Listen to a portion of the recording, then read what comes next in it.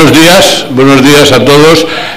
Vamos a proceder a la inauguración del curso STALMAT, el curso 2012-2013 del proyecto STALMAT de la Comunidad de Madrid, y me acompañan en la mesa, empezando por la derecha y acabando por la izquierda, don Manuel de León, que es director del Instituto de Matemáticas del Consejo, don Amable Liñán, que es el director del proyecto y que es catedrático de la Politécnica y académico de esta casa, don José Luis Ripoll, presidente de honor de la Fundación Vodafone, que durante muchos años ha financiado o contribuido a la financiación de este proyecto, don Adriano García Loigorri, que es el secretario general de la Academia y que es además catedrático de la Universidad Politécnica, y don Eugenio Hernández, que es yo creo que uno de los pilares fundamentales del proyecto y que está en este profesor de investigación del Consejo Superior de Investigaciones Científicas. Entonces, vamos a ir dando palabras a las diferentes personas que van a intervenir para que expresen alguna idea, y empezamos por don Manuel de León, si quiere decirnos alguna cosa. Muchas gracias, presidente. Buenos días a todos, a los miembros de la mesa y a todos ustedes. En nombre del Consejo Superior de Investigaciones Científicas, lo que quiero transmitir es el entusiasmo que siempre ha sentido esa institución por este programa. Todos sabemos que son épocas económicamente difíciles, pero este tipo de programas son los que hay que continuar apoyando, porque es con todos vosotros es con los que saldremos adelante en el país. Hay que transmitir ese entusiasmo. Nada más, solo volver a recordar ese apoyo entusiasta que el CSIC tiene por este programa, y en particular desde el Instituto de Ciencias Matemáticas, que es un instituto mixto del CSIC con 3 universidades de Madrid, la Autónoma, la Complutense y la Carlos III, pues también nuestro apoyo a que este programa siga creciendo cada año, y con los resultados y el éxito que está demostrando continuamente. Gracias a todos. Muchas gracias, don Manuel de León. Ahora tiene la palabra el presidente de honor de la Fundación Vodafone, don José Luis Ripoll. Muchas gracias, presidente, miembros de la mesa, autoridades, señoras, señores y alumnos, que es la razón de que hoy estemos aquí. Es una gran satisfacción volver a estar aquí un año más, una nueva promoción, ya más de 12 o 13, ¿no? ¿Eso cuál es? La decimoquinta promoción desde que empezamos esto, antes del año 2000. Con casi 1000 chicos y chicas que han sido egresados en estos estudios especiales, y casi 400 en Madrid.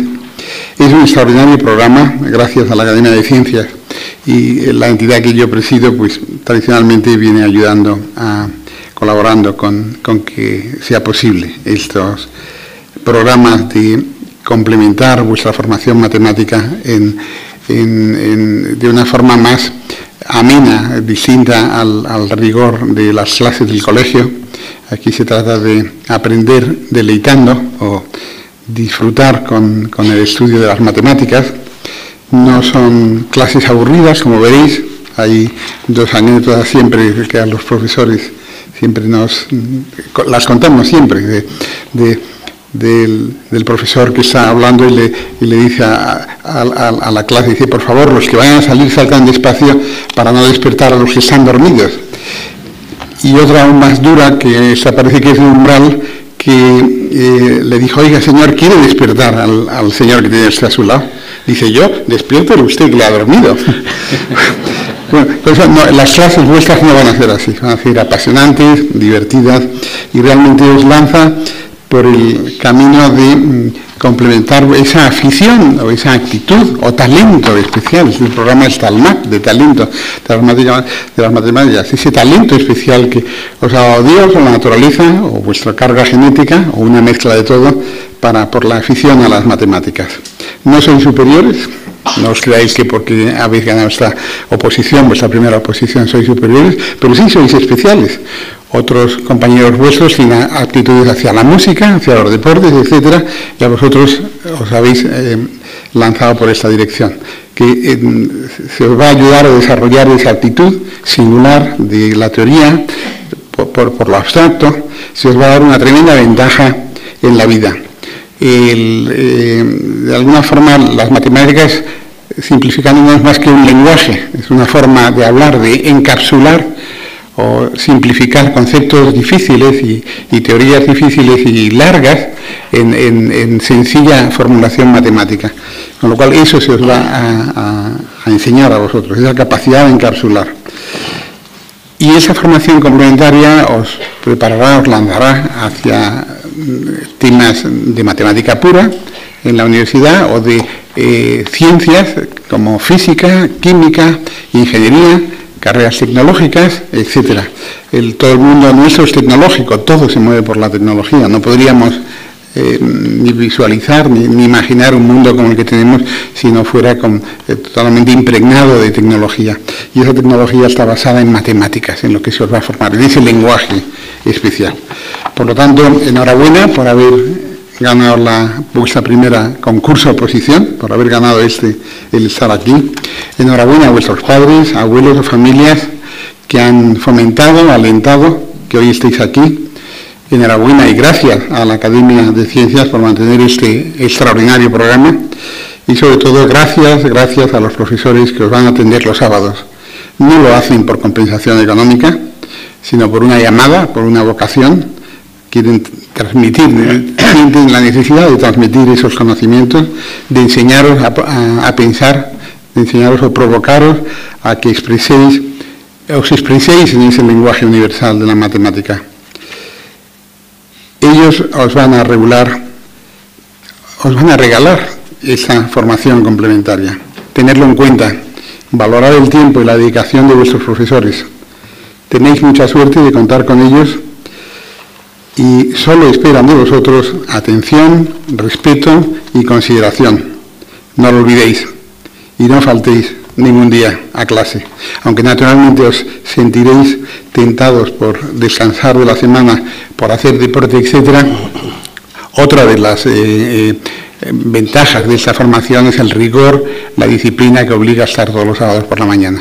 Eso es importantísimo en la vida y ese entrenamiento seguro que lo vais a explotar y a poder utilizar mucho en la vida. Pues nada más, muchas gracias. Muy bien.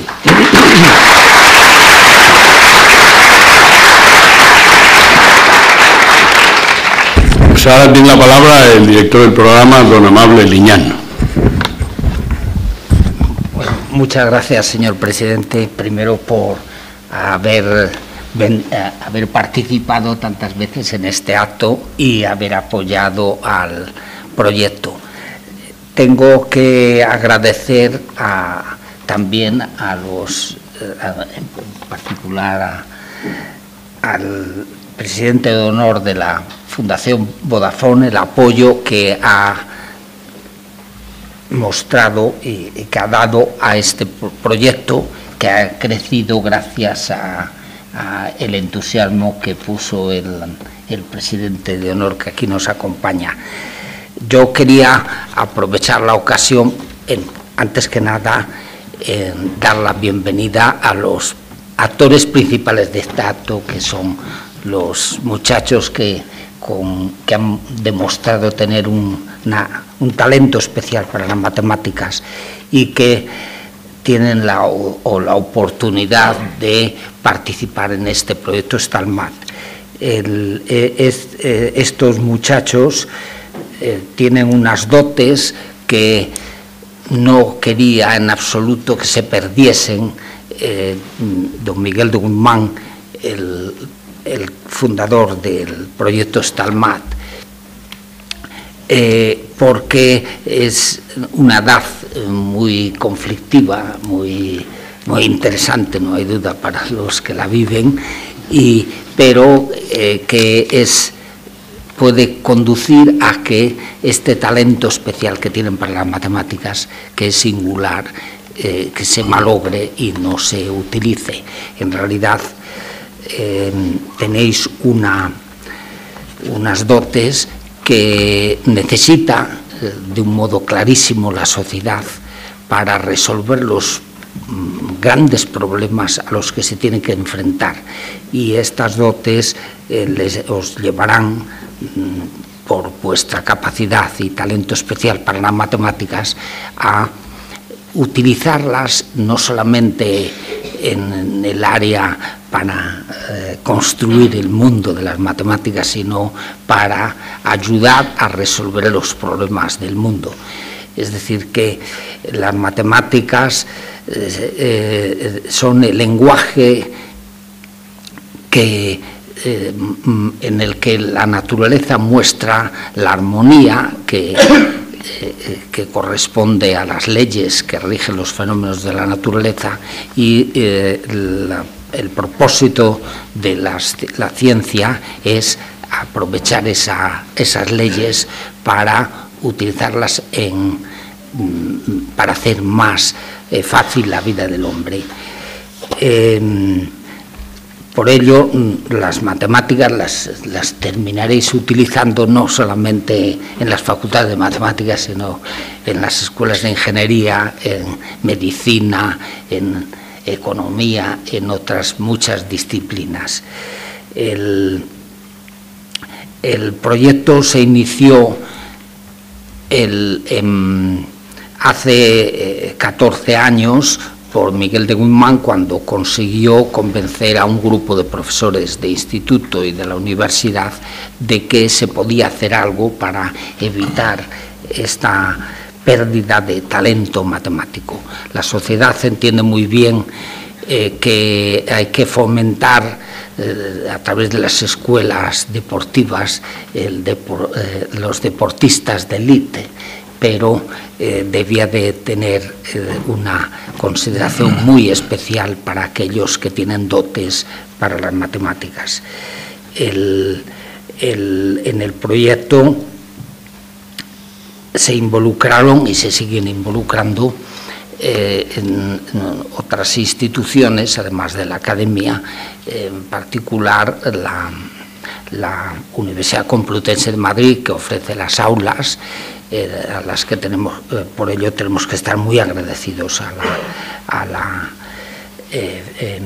Universidad Complutense, y en particular al decano de la Facultad de Matemáticas por el apoyo que ha dado y sigue dando al proyecto STALMAT.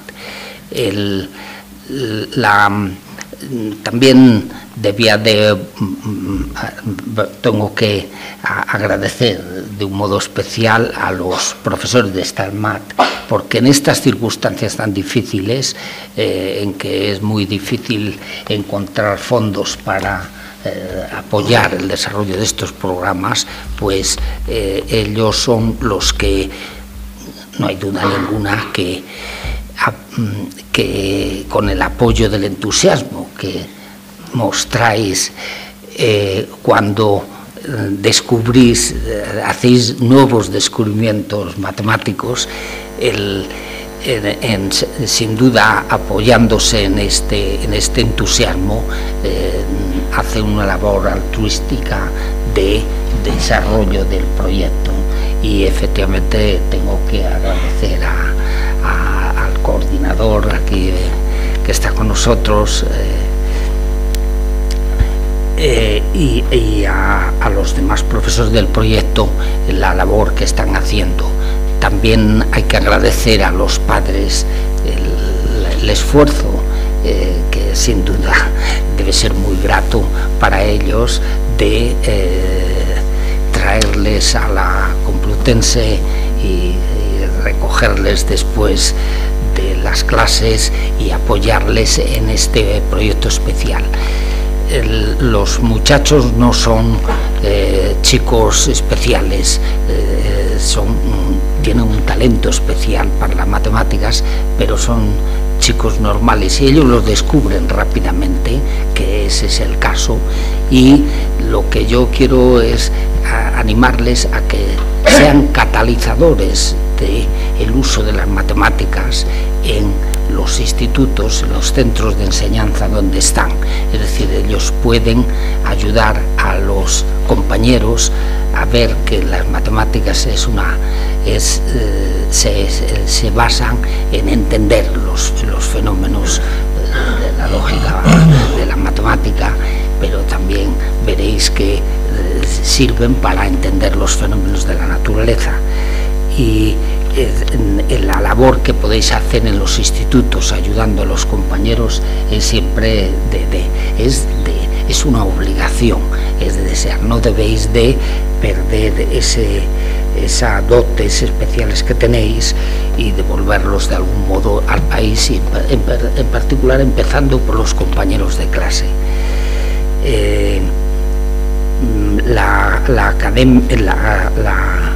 El proyecto STALMAT se ha extendido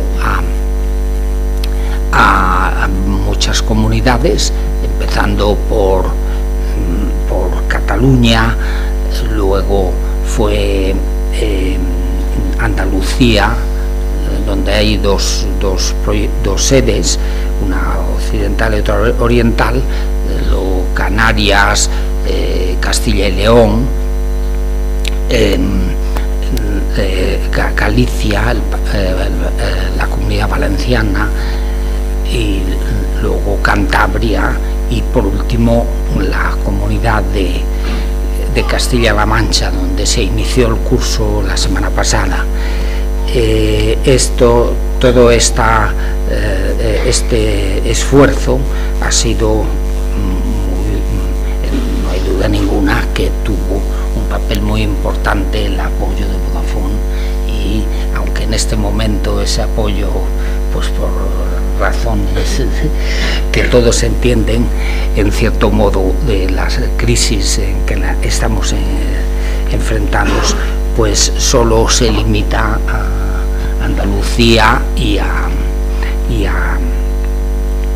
Galicia.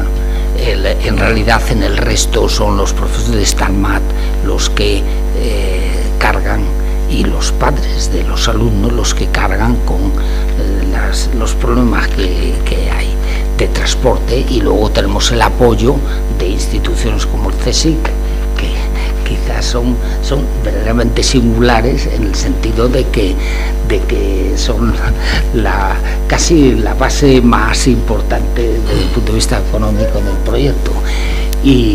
Pero por otra parte también el CSIC nos apoya con su entusiasmo por el proyecto, y porque está dispuesta a acoger a estudiantes cuando terminan sus estudios de bachillerato, pues les acoge, es decir, a una fracción de ellos en sus institutos, y nos apoya en ver los laboratorios. En definitiva, es un placer para mí cuya tarea es secundaria.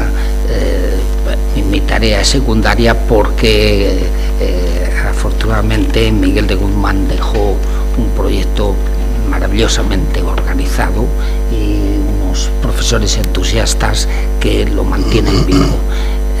Así que bienvenidos a esta casa, que ya me gustaría que en su día podáis venir a enriquecerla con vuestra presencia. Pues muchas gracias a todos.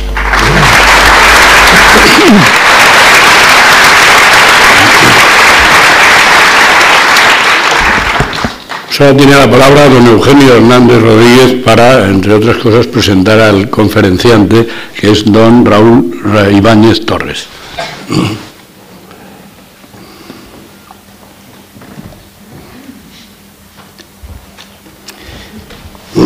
Muchas gracias, señor presidente.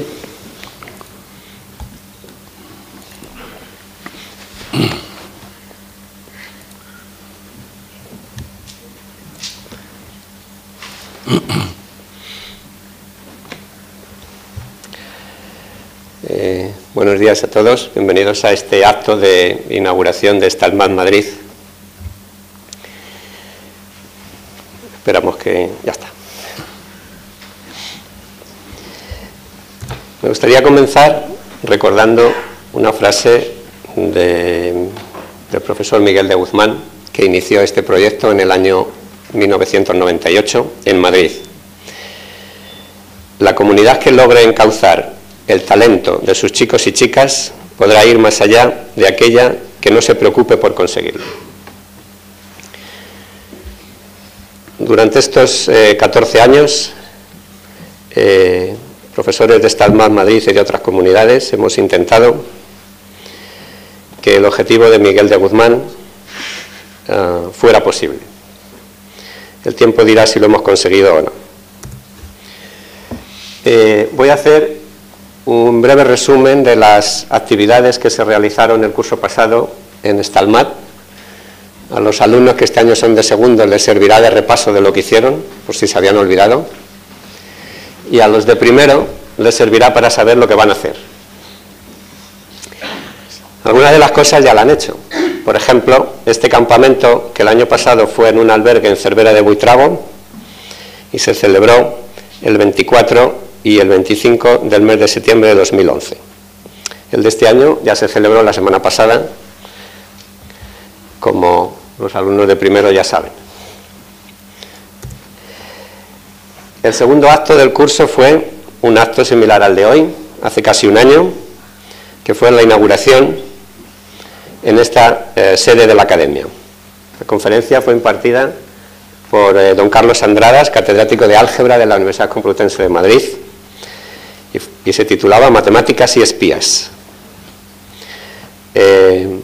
La foto que ven ahí está realizada en la Academia, enfrente del retrato de Isabel II, que preside este salón, y al final del acto haremos una foto conjunta entre todos similar a esta.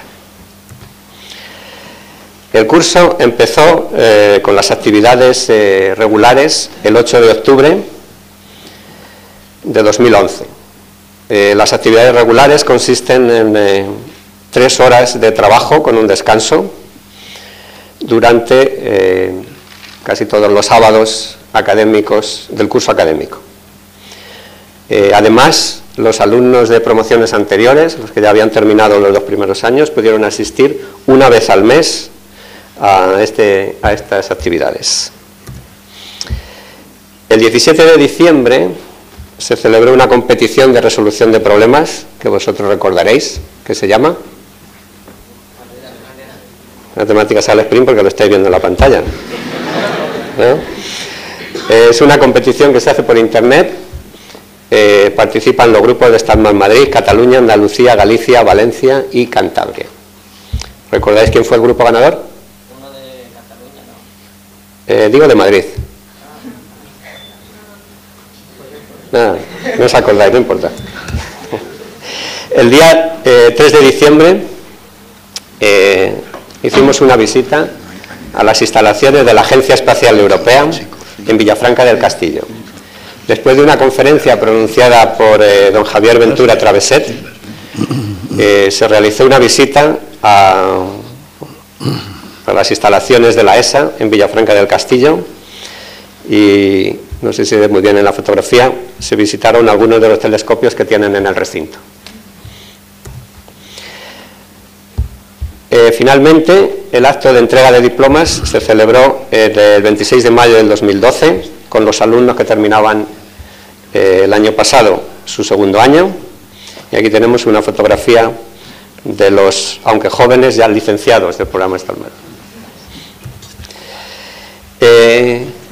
Me gustaría compartir con ustedes unos datos recogidos o ampliados este verano sobre los estudios universitarios que realizan los alumnos de Stalmat. Los alumnos de Stalmat son ya 400, incluyendo la nueva promoción, pero evidentemente no todos ellos han llegado ya a realizar estudios universitarios. De los 225 que podrían haberlo hecho, mantenemos contacto con unos 200, y el hecho de que aquí haya solo 185 se debe a que las carreras en las que solo hay un estudiante matriculado no están puestas en el gráfico.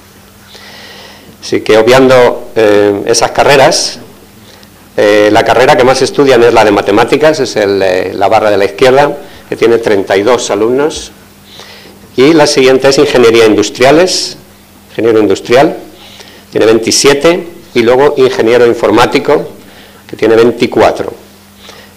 Como ven, todas las barras del centro son las ingenierías, desde teleco hasta informática, y hay un gran número de alumnos que se deciden por estudiar una ingeniería. Aparte de eso, la medicina ocupa un lugar destacado con 10 alumnos, y luego las asignaturas que no son propiamente de ciencias, administración y dirección de empresas, economía y derecho, también tienen algunos estudiantes. Hay que resaltar que hay algunos alumnos que realizan dobles titulaciones, ya que se le ofrece desde hace unos años. Y en este gráfico se muestra que los alumnos de Stalmat Madrid se decantan más por hacer matemáticas e informática que hacer otras dobles titulaciones. Para los que conozcan un poco el panorama de la enseñanza universitaria en Madrid, pues pueden pensar que eso es debido a que la carrera de matemáticas e informática como doble titulación se ofrece en varias universidades desde hace varios años, mientras que las otras son más recientes. 11 alumnos realizan o realizaron estudios de la doble titulación de matemáticas e informática. Como ya ha dicho el director del proyecto, don Amable Linián, el programa se ha extendido a varias comunidades, y la última, Castilla-La Mancha, que comienza este año. Aquí tienen el mapa de las comunidades en las que se realizan los proyectos de Stalmat. Quedan aún algunas, como Extremadura, Asturias, el País Vasco, Navarra, La Rioja, Aragón y Murcia, y las Islas Baleares. En todos estos años y en todas las sedes, no todas ellas comenzaron al mismo tiempo, el número de presentados a las pruebas asciende ya a 22.638. Y atendidos por el programa Stalmat, o sea, seleccionados para el programa Stalmat, contando los de este año, hay un total de 2.054 alumnos. Esto da idea de la dimensión del proyecto en España. Aquí tienen una fotografía de los profesores de Stalmat, de la que me gustaría recalcar que las tres últimas que hay abajo a la derecha corresponden a alumnos que fueron de proyectos Stalmat, 2 en Madrid y 1 en Cataluña, que ahora son profesores del proyecto Stalmat. Espero que algún día alguno de vosotros también participe con nosotros, ayudándonos a impartir las clases de Stalmat.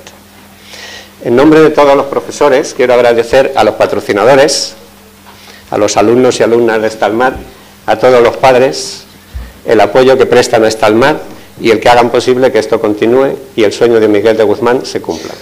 Muchas gracias.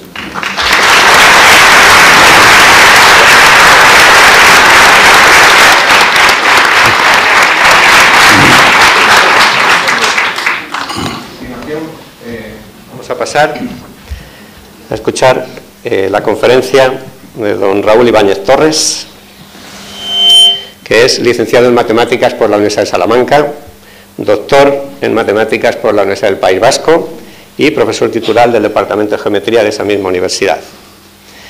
Ha escrito libros de divulgación, ha escrito artículos de investigación, libros de divulgación. Entre ellos es autor de los libros La Cuarta Dimensión y El Sueño del Mapa Perfecto, que la editorial RBA, en colaboración con periódicos nacionales, ha publicado recientemente. Pero a mí me gustaría destacar aquí su extraordinario papel en la divulgación de las matemáticas en España. No voy a contar todas las participaciones en programas de radio, en conferencias. Simplemente decir que es director del portal Divulgamaz, el Centro Virtual de Divulgación de las Matemáticas de la Real Sociedad Matemática Española, y por toda su contribución a la divulgación de la ciencia y de la matemática en España, se le concedió en el 2010 el Premio José María Sabirón de Divulgación Científica y en el 2011 el Premio COSCE a la difusión de la ciencia. La conferencia de hoy se titula un paseo matemático por los medios de comunicación. Bienvenido.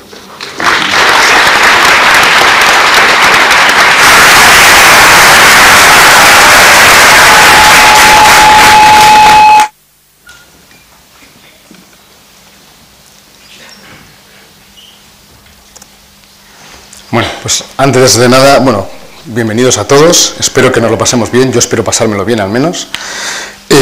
Quisiera agradecer al proyecto STALMAT el que me haya invitado a estar aquí, es un auténtico placer y un honor estar en esta sala pudiendo comunicarme con vosotros, y me gustaría agradecer a todas las instituciones que hacen posible el proyecto STALMAT, obviamente pues el CSIC, la Academia, Vodafone y otras que están por detrás y que hacen posible proyectos tan interesantes como este. Como os decía, mi objetivo un poco es que nos lo pasemos bien, y quisiera un poco pues que habláramos un poco de los medios de comunicación. Vamos con ello. Vale, ahí está. Bueno, estamos inmersos en... primero pediros disculpas porque estoy rodeado y no podré mirar a todos a la vez. Lo intentaré, pero creo que eso va a ser difícil.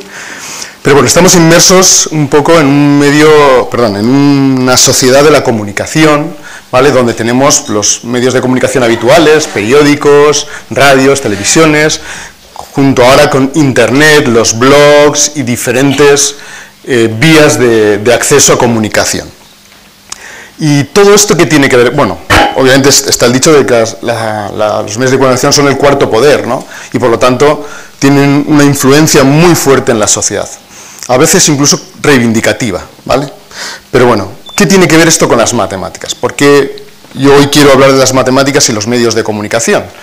Pues bueno, porque los medios de comunicación muchas veces nos informan con herramienta matemática. Obviamente los números, los cálculos, las probabilidades, las estadísticas, los mapas, los gráficos, etcétera, son herramientas matemáticas que se utilizan no solo en los medios de comunicación, pero también en los medios de comunicación para transmitirnos esas noticias, esas informaciones. Obviamente, como herramienta a utilizar, los periodistas deben de conocer bien esa herramienta, ¿vale? Tienen que tener un mínimo conocimiento de lo que son las matemáticas.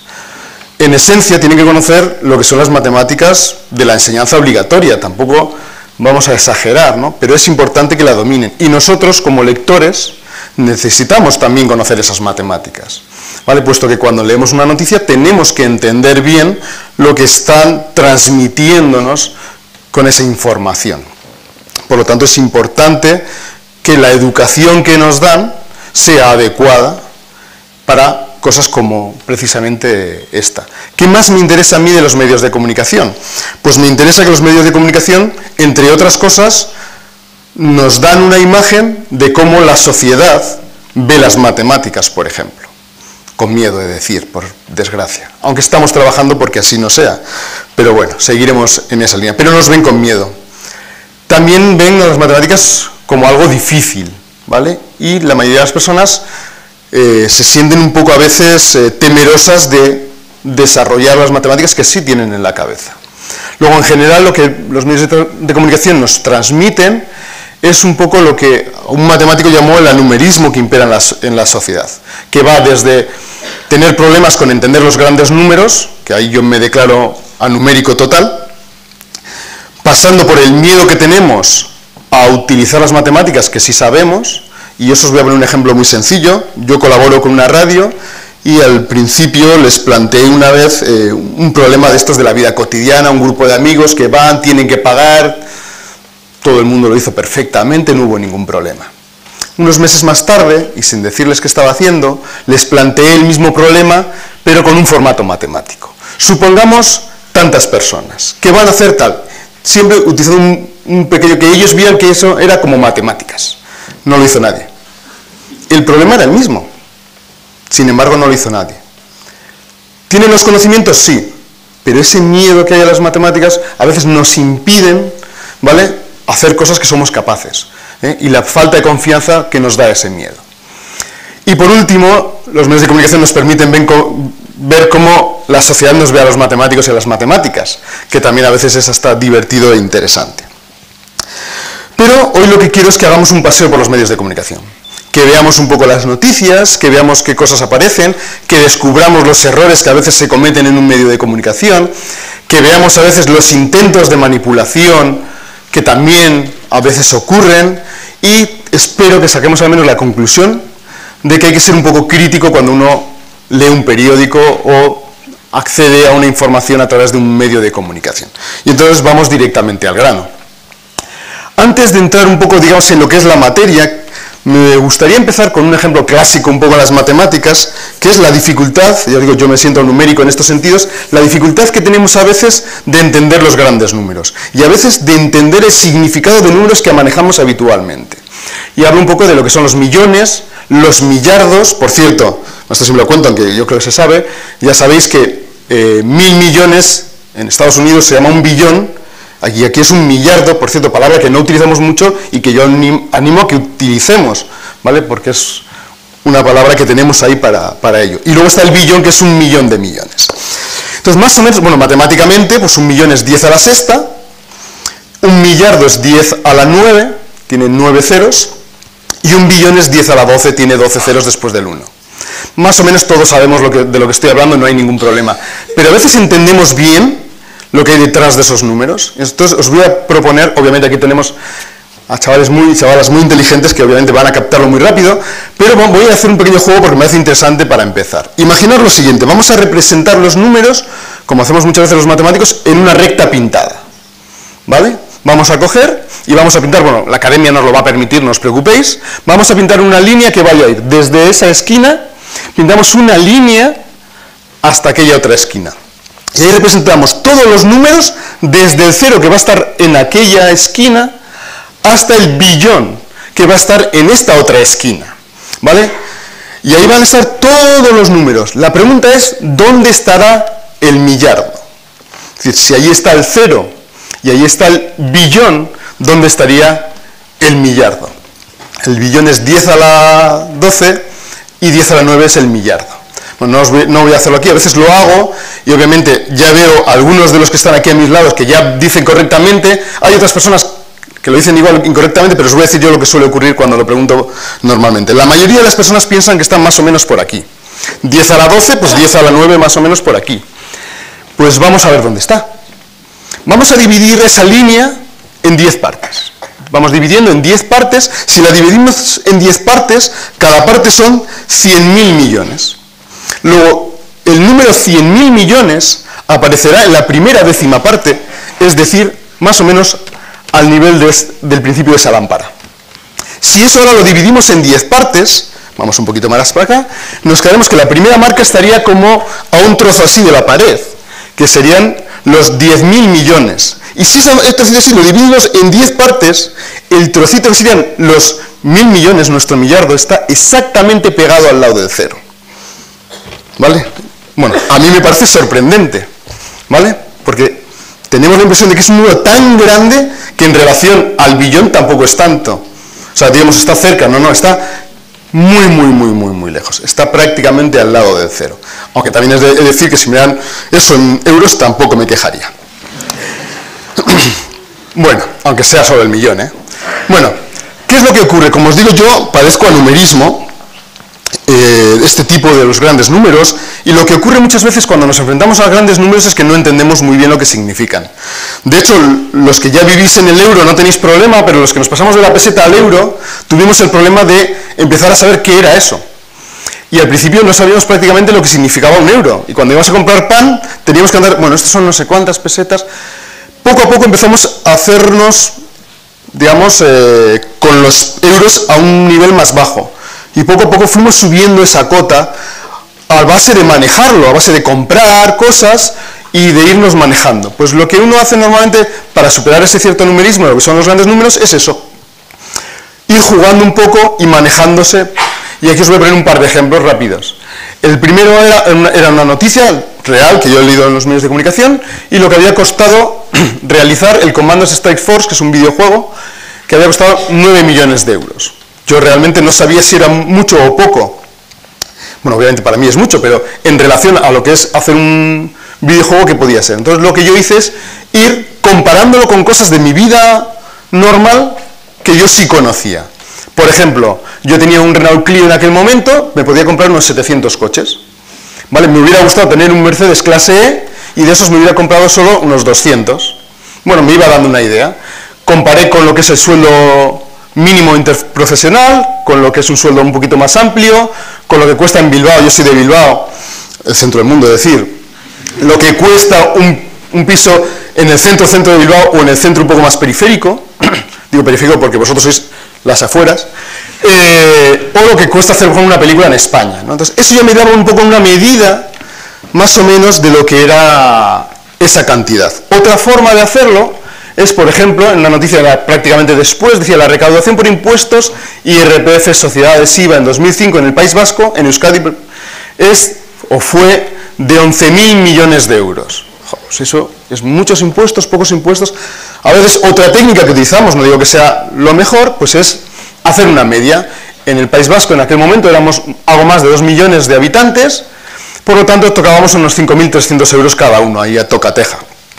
Bueno, eso me da una idea de lo que es los impuestos que pagamos. Obviamente, si lo reduzco un poco, porque los niños o las personas mayores, digamos, no son población activa, si solo fuera la población activa, pues prácticamente unos 11 millones de euros tendríamos que pagar a tocateja cada uno. Obviamente, esto es solamente algo que me permite acercarme a esa cantidad, puesto que todos sabemos que hay impuestos que no pagamos las personas, sino que nos pagan las sociedades, empresas, etcétera, etcétera. Pero nos da una cierta idea de cómo acercarnos a cantidades.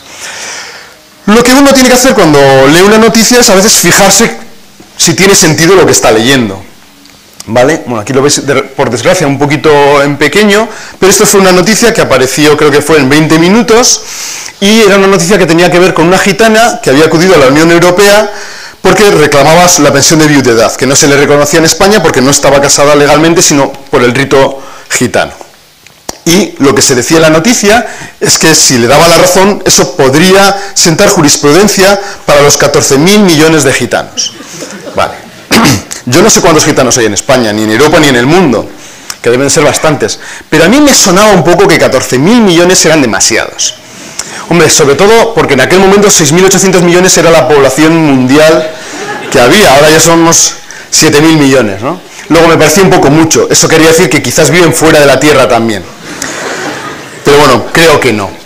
Hice un poquito más e indagué por internet, que es lo que normalmente hacen los periodistas, para ver un poco de dónde salía esa noticia. En la Wikipedia, que es nuestra nueva enciclopedia, pues hablaba un poco de que había unos 12 millones de gitanos en el mundo, unos 10 en Europa, 10 millones de gitanos. Y sin embargo otras informaciones hablaban de 14 millones. Seguramente al periodista no le parecieron mucho 14 millones y le puso 3 ceros más. Vale. A veces tenemos que fijarnos en la coherencia de lo que leemos. Otras veces lo que tenemos que hacer es hacer una pequeña cuenta y ver si lo que ahí dicen tiene cierta lógica. Todos utilizamos un poco esa técnica a veces para exagerar de, bueno, a la manifestación fueron 1.000 millones. Bueno, no han salido 1.000 millones en una manifestación. Bueno, todo el mundo exagera y todo el mundo entiende que más o menos esa exageración existe. Pero a veces hay que ser consciente de la exageración. Y esto, bueno, para los que sabéis quién es Lola Flores, esto es un ejemplo que aparece en Divulgamat, de un colega, Miquel Barceló, y se lo he robado porque es muy, muy bueno. Y él, bueno, Lola Flores, que fue una de las grandes de España, pues murió y entonces, bueno, pues él estaba desayunando, Miquel, y de repente oyó, pues que... Perdona, es que como no veo bien a veces se me va la olla. La capilla ardiente había la capilla ardiente, lo voy a mirar porque no recuerdo las horas, había sido abierta a las 4 de la tarde del día anterior y él estaba oyendo la noticia a las 8 de la mañana. Y decía el periodista que ya había sido visitada por más de 500.000 personas. Nos daban el tiempo, nos daban las personas, dividamos y por lo tanto sepamos cuántas personas pasaban, por ejemplo, por minuto o por segundo. Son 16 horas, 57.600 segundos, 500.000 personas, luego 9 personas por segundo pasaban por delante del cuerpo de Lola Flores. Es decir, pim pam, pim pam, pim pam, pim pam, corriendo. No tienen pinta de ser muy cierto, pero bueno, todo el mundo entiende un poco la exageración a veces del periodista, ¿no? Para destacar pues que Lola Flores era pues una de las grandes de España.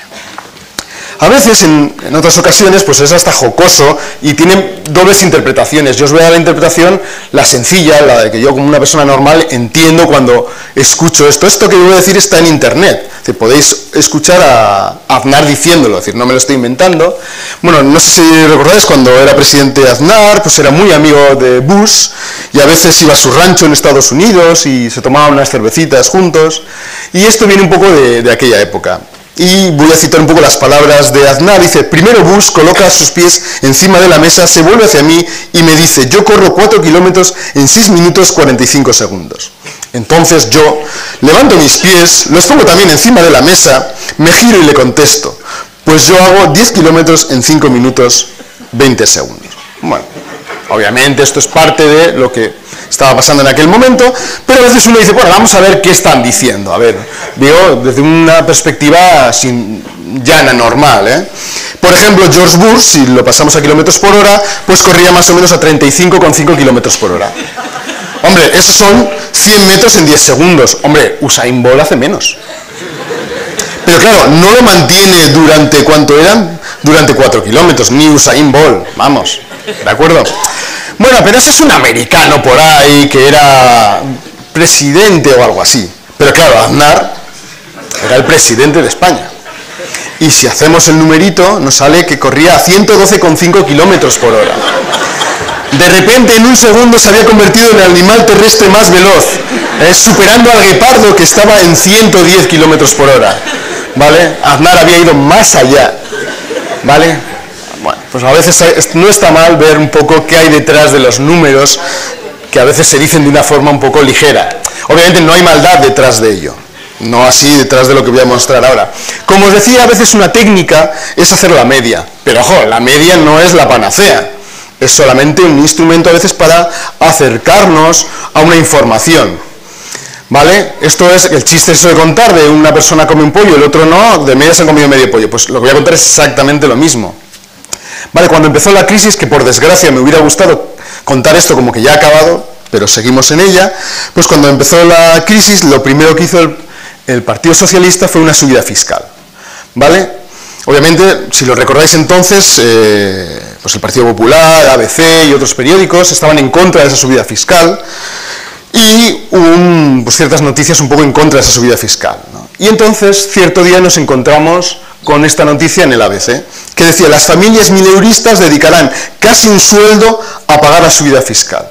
Es decir, que esa subida fiscal, las familias que cobraban más o menos 1.000 euros al mes, pues tenían que pagar el sueldo de un mes solo para la subida fiscal.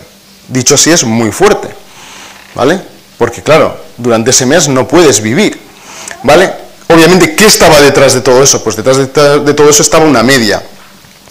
¿Vale? Si uno ve, la subida fiscal que suponía eran de 11.600 millones de euros. Si uno se va al Instituto Nacional de Estadística y ve el número de familias que hay en España, más o menos son 14 millones de familias. Uno hace la división y de media le sale unos 800 euros por familia. Es decir, que de media cada familia paga 800 euros. Pero claro, eso es una media y es orientativo. No quiere decir que cada familia realmente paguemos 800 euros. Es como el ejemplo que puse antes. Todos los impuestos no van a todas las personas igual, ¿vale? Sin embargo, dicho así en un titular, parece que cada uno de nosotros tenemos que pagar esos 800 euros, ¿vale? Luego, la media está muy bien de forma orientativa, pero ojo, es lo que es, ¿de acuerdo? Vale, sigamos un poco.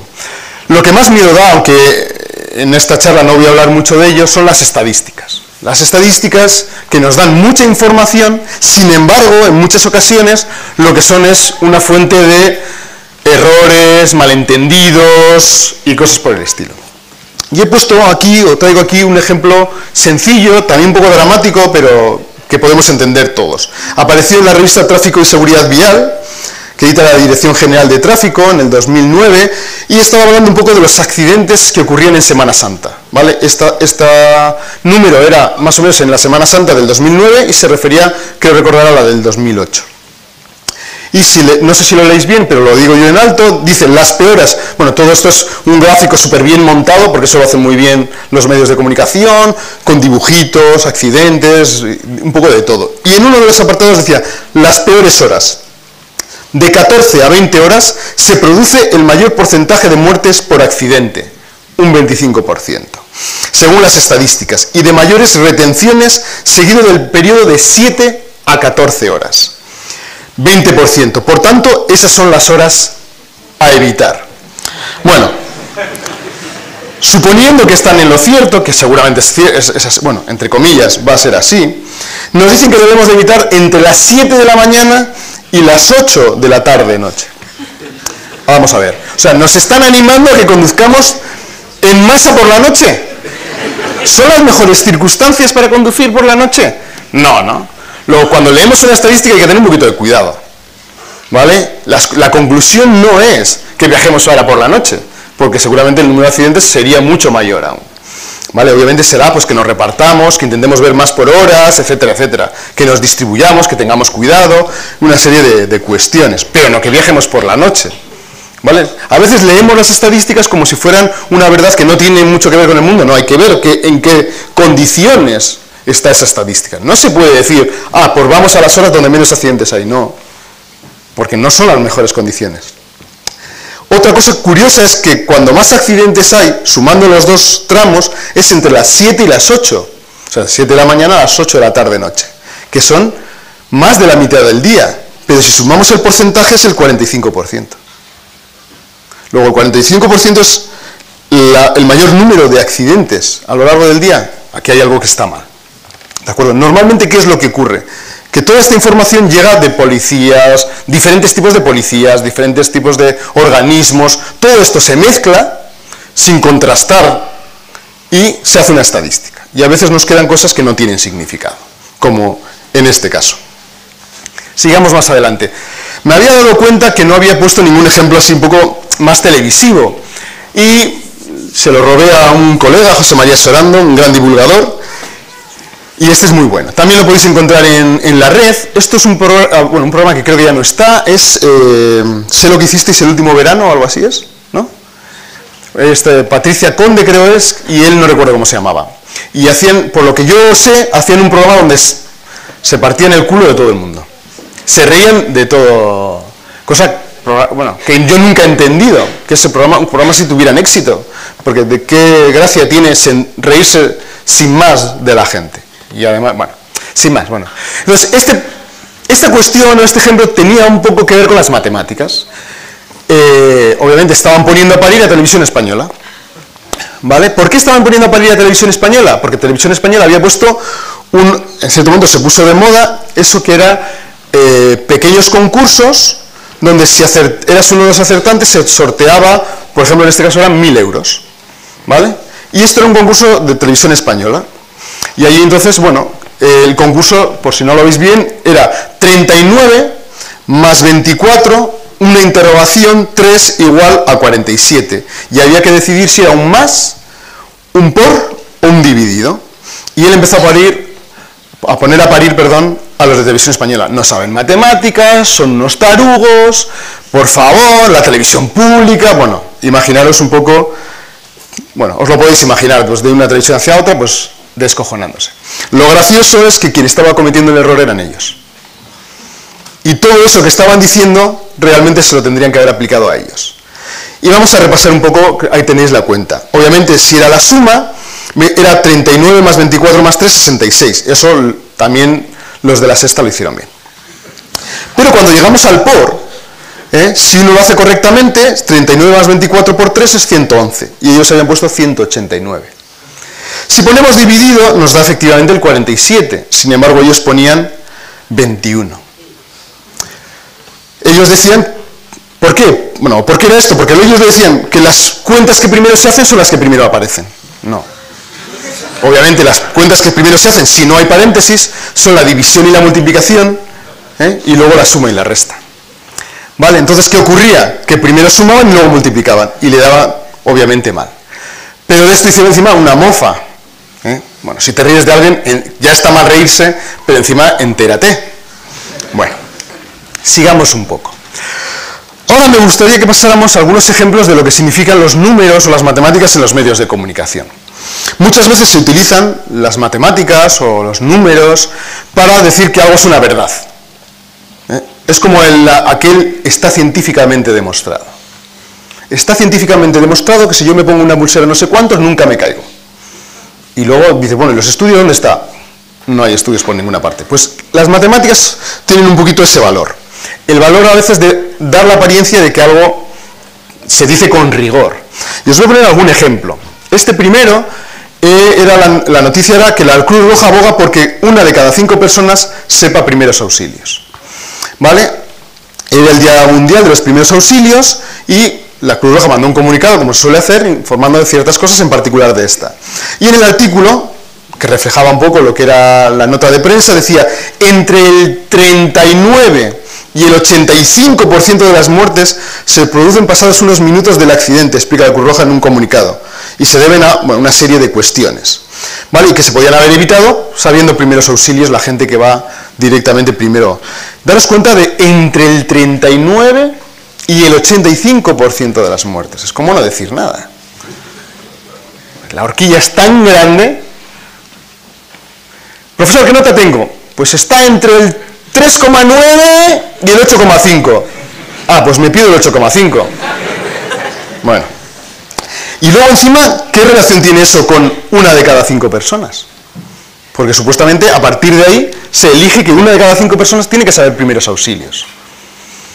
No está muy claro. Bueno, no. Yo personalmente hubiera preferido la Cruz Roja, hacia la cual yo tengo un gran respeto, porque tiene toda una tradición de trabajo. Hubiera dicho, en nuestra experiencia creemos que 1 de cada 5 personas debiera saber primeros auxilios por esto, bla, bla, bla, lo cual evitaría un montón de muertes.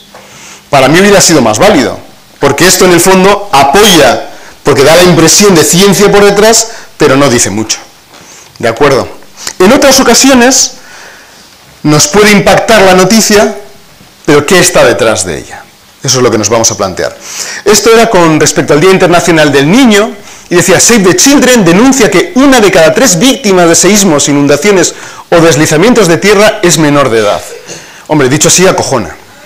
Porque la muerte de un solo joven ya es una tragedia. Claro, pero realmente esa tragedia, obviamente, que nos conmociona, ¿qué tiene detrás? Pues lo que tiene detrás es que 1 de cada 3 personas en el mundo es joven. Sin más. Y cuando hay un desastre natural, pues 1 de cada 3 personas muere. 1 de cada 50 personas es pelirrojo. Luego, en un desastre natural, 1 de cada 50 personas pelirroja muere. Sin más. No tiene nada más. Pero el decirlo así parece como que es algo impactante. No. Otra cosa hubiera sido algo que no es un desastre natural. Una guerra o otras cuestiones. Pero un desastre natural, como no discrimina a priori, bueno, sí hay una cierta discriminación, pero no vamos a entrar hoy en eso, pero como no discrimina a priori, pues obviamente mueren en el porcentaje en el que están en la sociedad. ¿De acuerdo? Vale. Más cuestiones. A veces incluso los números dicen lo contrario al periodista, como en esta noticia. Era una noticia en un periódico deportivo y decía, si atendemos al sexo de sus practicantes, no hay más remedio que señalar que el alpinismo es uno de los deportes más machistas que existen. Bueno, yo diría la sociedad, no el alpinismo, pero bueno. El porcentaje de mujeres alpinistas frente al de hombres es inferior al 1 por 1000. Bueno, nos están diciendo más o menos cuánto es el porcentaje de mujeres frente al de hombres en el alpinismo. Yo no tengo los datos, no lo he contrastado, me lo creo, como lector. Pero sigue la noticia, dice, llevado al mundo de los 8000, bueno, como sabéis, el mundo de los 8000 es como lo más de lo más. Los que suben los 8000 son los grandes hombres y mujeres de la Tierra, ¿no? Más o menos. Dice, llevados al mundo de los 8000, el asunto se acentúa, es decir, que va a peor, ¿no? Pues se trata del escalón más alto del alpinismo, al que solo llegan unos pocos privilegiados. Y la práctica totalidad son hombres. Las cifras del K2 lo confirman. El K2 ya sabéis que es uno de los picos más importantes. Lo confirman, quiere decir que hay menos mujeres aún. Y ahora nos dan el dato, dice, de 198 personas que han subido a la cumbre hasta la presente temporada, solo 5 eran mujeres. Hombre, claro, 5 de 198 es menos que 1 de 1000. Bueno, es exactamente el 25,3 por 1000. O sea, hemos duplicado por 25 el porcentaje y va a peor. Como que el periodista no se ha mirado muy bien los números. Hombre, lo que cuenta pues igual tiene cierto sentido, pero ojo, cuidado con lo que decimos. Pero ahí no se para la cosa, porque sigue, dice, y este año la cosa no iba mejor. Yo no soy muy inteligente, entonces, pero más o menos si no va a mejor, es que se queda igual o va a peor. ¿De acuerdo? Y entonces dice, este año no ha ido a mejor.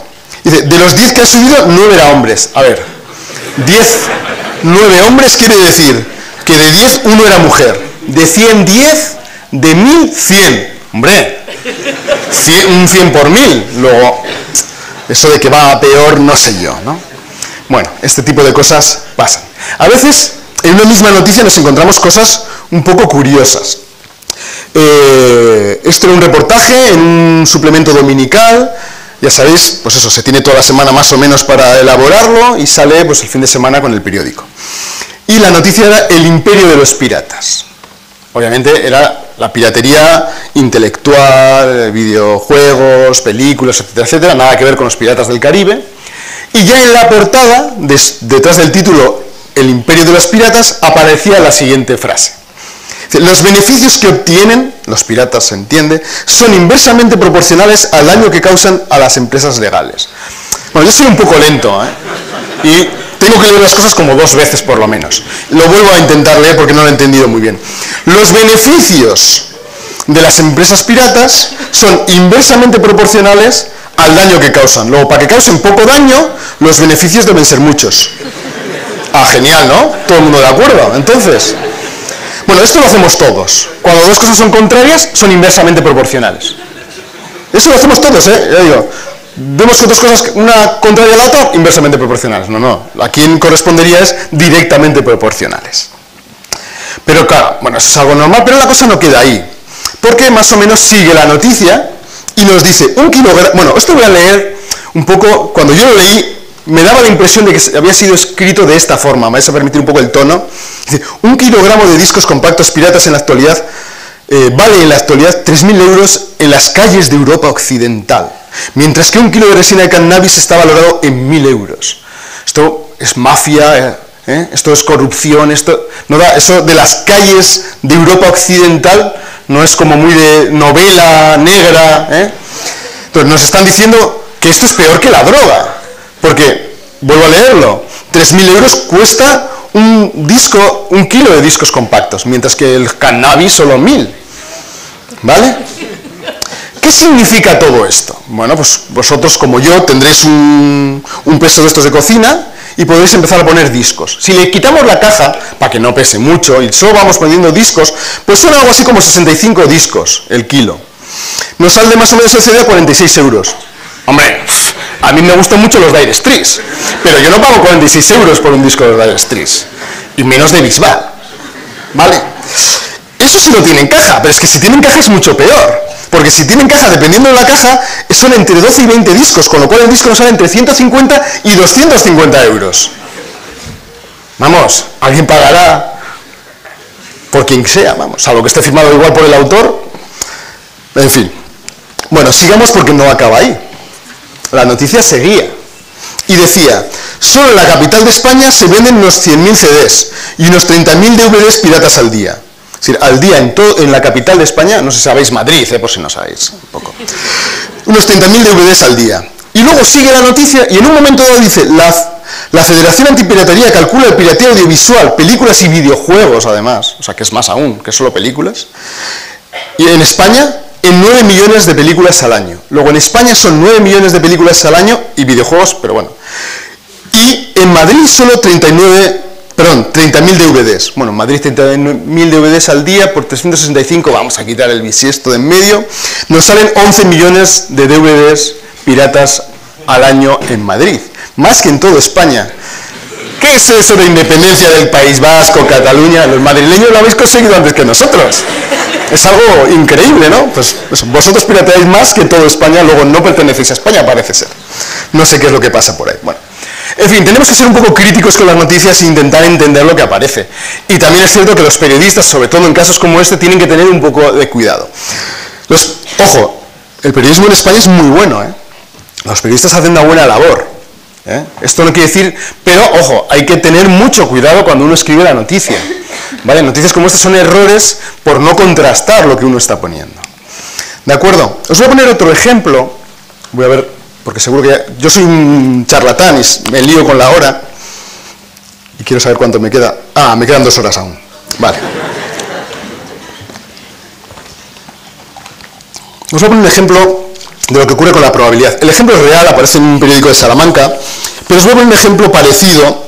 Imaginad la mujer del tiempo, que es viernes, y todos el viernes estamos pendientes del tiempo del fin de semana, y la mujer del tiempo nos dice que la probabilidad de que llueva el sábado es del 50%, y que la probabilidad de que llueva el domingo es del 50%. Obviamente todos entendemos que, por lo tanto, la probabilidad de que llueva el fin de semana es del 100%, ¿no? 50% más 50%, 100%. Yo, que soy un poco duro de mollera, y a veces un poco optimista a pesar de ello, digo, a ver, la probabilidad de que no llueva el sábado es del 50%. La probabilidad de que no llueva el domingo es del 50%. Luego la probabilidad de que no llueva el fin de semana es del 100%. Luego esto es como el gato de Rodinger. Llueve y no llueve con una probabilidad del 100%. Obviamente, ninguna de las dos es correcta, como todo el mundo entiende. Pero sí es cierto que cuesta entender cuál es la probabilidad real del fin de semana. Muchas personas piensan que es el 50%. Es una especie como de media de las dos, ¿no? Sin embargo, no es así. ¿Podemos nosotros, como personas normales, yo entre ellas obviamente, saber cuál es la probabilidad? Bueno, pues no es complicado. A veces el razonamiento matemático no requiere hacer unas cuentas y podemos hacerlo fácilmente. Imaginar lo siguiente, no lo he traído, pero podríamos hacerlo, en alguna ocasión lo hago. Imaginar que traigo dos cajas, dos urnas, una ponemos aquí y ponemos sábado, y otra urna la ponemos aquí y ponemos domingo. Y cogemos una bola blanca y una bola negra. Puede ser roja, azul, amarilla, pero bueno, blanca y negra. La blanca no llueve, la negra llueve, ¿vale? Y metemos esas dos bolas en la urna del sábado, con lo cual hemos hecho un modelo de lo que es la probabilidad de que llueva el sábado. Yo, que soy Dios, meto la mano, blanca no llueve, negra llueve. Luego, la probabilidad que llueva es la misma que yo tengo de sacar una bola negra. En el domingo, perdón, sí, en la urna del domingo podemos hacer lo mismo, metemos una bola blanca y una bola negra. Entonces, ¿qué es lo que ocurre el fin de semana? Pues vamos sacando. ¿Qué posibilidades tenemos? Pues tenemos blanca, blanca, dos blancas, no llueve, genial. Blanca, negra, llueve el domingo, vale. Negra, blanca, llueve el sábado, o negra, negra, llueve los 2 días. De las 4 opciones, en 3 de ellas llueve.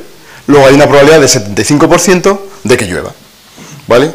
Y no necesitamos grandes matemáticas, solo un poquito de razonamiento. Bueno, aquí de todas maneras lo de sumar las probabilidades ocurría en esta noticia. Iban sumando porcentajes, y menos mal que solo era de 2 cuestiones, porque si hubieran sido 10 hubieran superado el 100%.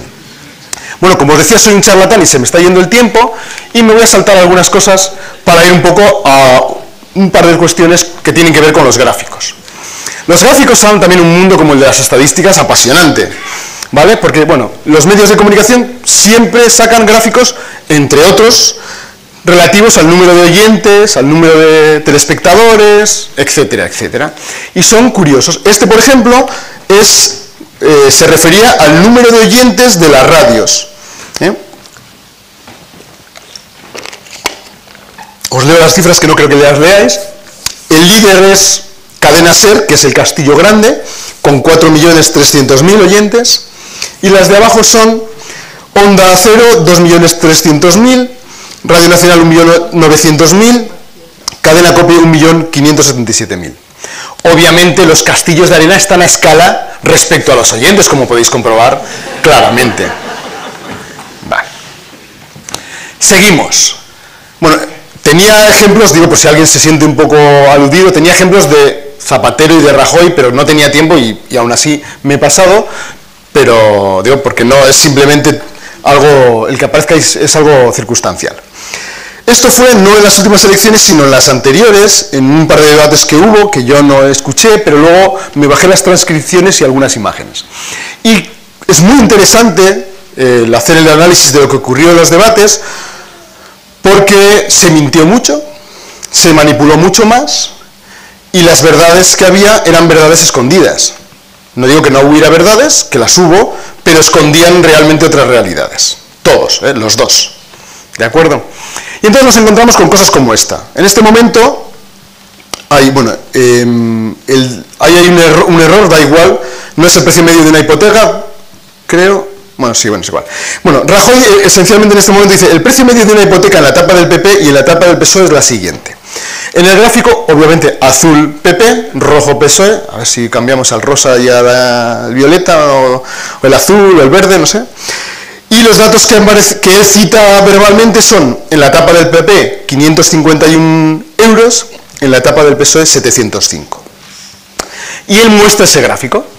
Obviamente nadie escucha los números, pero sí ve el gráfico. Pues el gráfico correcto es este. ¿Qué es lo que hacen los asesores?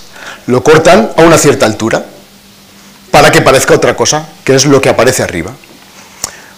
E incluso nos podríamos meter dentro del berenjenal, que lo tengo hecho pero no he querido traerlo ahí, que es cómo afecta la subida de la vida a esos números y de dónde sacan esos números. Si uno juega con eso se da cuenta que hay una manipulación supina, no solo el gráfico, sino los propios datos, ¿vale?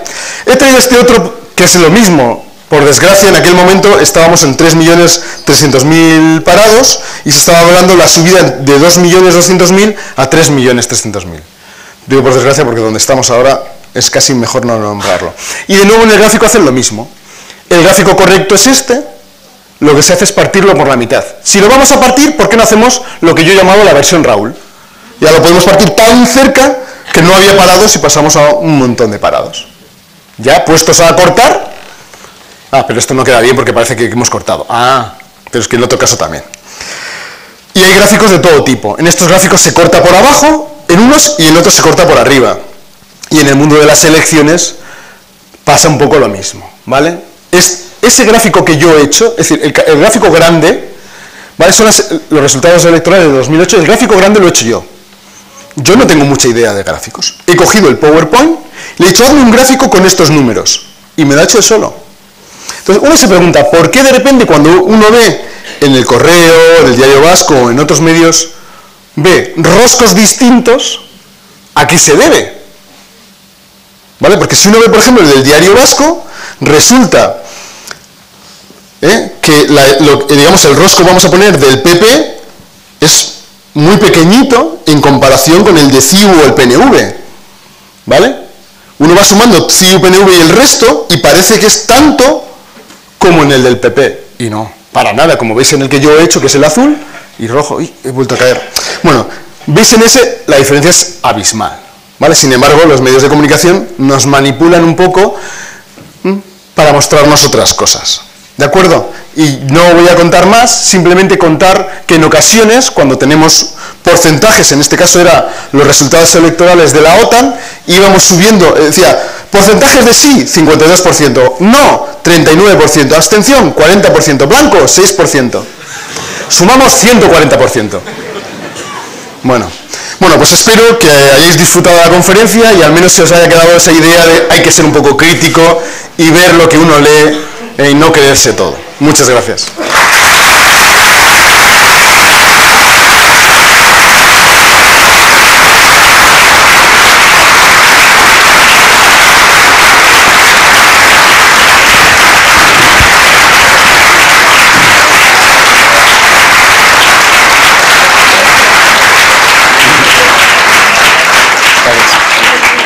Muchas gracias, doctor Torres. Ha sido espléndida la charla y seguro que hasta a los que no les gustaban las matemáticas ahora les gustan, que creo que era el propósito que tuviera. Así que enhorabuena.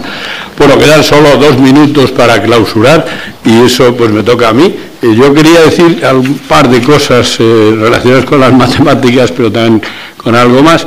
Este es un programa para el estímulo del talento matemático, lo cual quiere decir que si os van a estimular es que ya tenéis talento matemático. Entonces yo quería decir que el talento no es suficiente. No quiero ser aguafiestas, el talento es muy importante y es mucho mejor tener talento que no tenerlo. Pero con talento solo a veces que no se va a ningún sitio. Voy a contar una anécdota un poco dura, y es que cuando vine a la academia hace unos días, me trajo un taxi y estuvimos hablando de lo que se hacía en la academia. Dijo, pues yo es que he hecho este programa del talento matemático.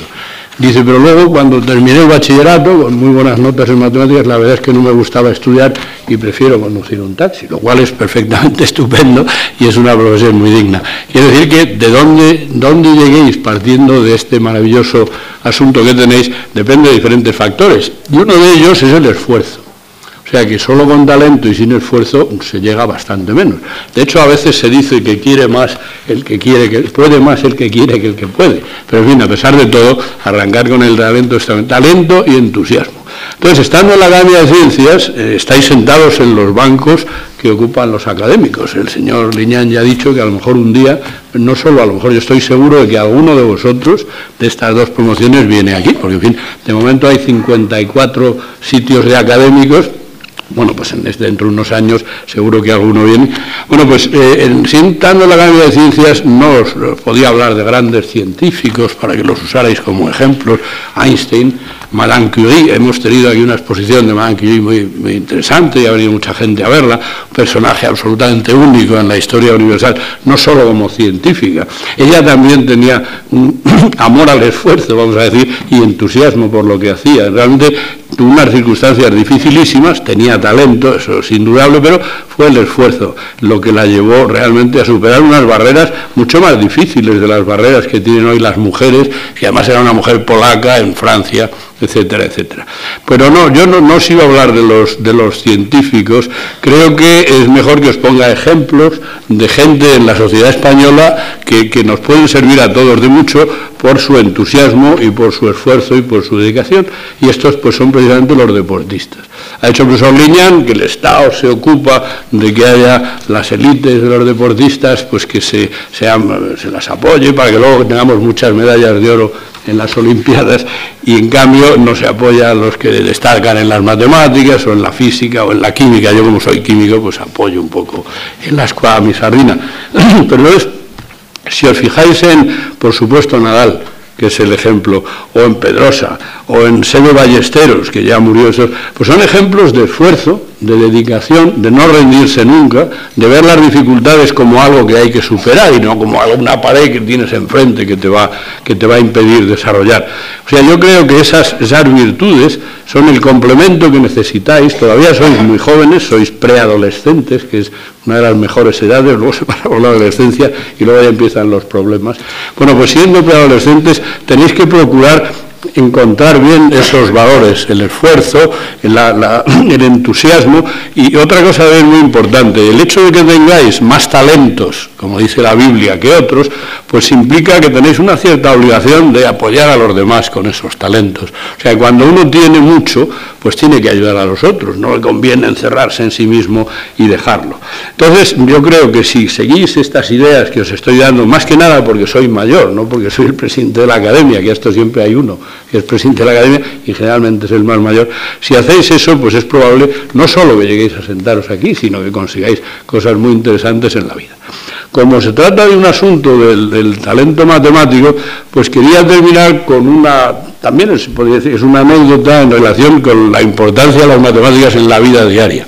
Entonces, seguramente si habéis venido andando por la Gran Vía, aunque hasta ahora todavía no, pero y no solo por la Gran Vía, pues hay muchos señores y señoras, pero más señores, también hay desigualdad ahí, que dan unos carteles diciendo compro oro y te dan papeles para que compres oro como si uno tuviese oro en los bolsillos para irlo a vender. Este número se ha incrementado con la crisis, según me ha informado uno de esos señores con el que estuve hablando. Entonces, también estando en la Academia, me llamaron de una cadena de radio, que no está lejos de aquí, y me dijeron, oiga, y usted, que en fin, químico y académico, ¿por qué cree usted que esto del oro y tal, igual? Bueno, pues el oro, pues claro, por lo de la crisis, no, pero ¿por qué el oro es valioso? Bueno, pues el oro es valioso porque es un metal que tiene unas propiedades interesantísimas, tanto desde el punto de vista básico. El oro tiene el color que tiene, pues eso lo explica la teoría de la relatividad. Sin ella no se puede explicar por qué el oro, porque no hay otro metal que tenga un color como el oro. Luego, además, pues no es atacado, es un material muy importante y por eso pues se ha utilizado en monedas, en joyas, en objetos y tal. Y entonces, la cuestión es que ya que me preguntaban eso en la radio, pues me puse a buscar cosas sobre el oro, que nunca me había interesado demasiado, pues entre otras cosas porque con el sueldo de los científicos no se alcanzan grandes cantidades de oro, pero en fin, eso tampoco es que sea muy importante. Total, que me puse a buscar y cuánto sería todo el oro del mundo. Habréis oído esa expresión.